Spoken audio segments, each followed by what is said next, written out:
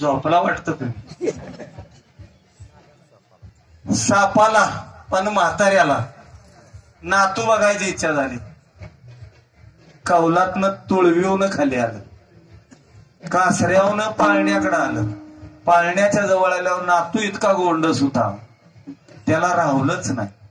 म्हणलं आता एवढा सुंदर नातू आहे, घरात बी कोण नाही, पण तो विसरूनच गेला होता आपण माणूस नाही. सापाच्या जन्मात आहे विसरून गेला होता. म्हटलं आता घरात बी कोण नाही, आपण एक काम करू. म्हटलं नातवाचा पापा घेऊ. म्हणून त्यानं पाळण्यावर नातवाचा मुका घ्यायला अयशस्वी प्रयत्न केला. तवर बारक्या जावनं बघितली. म्हटली अक्का अक्का.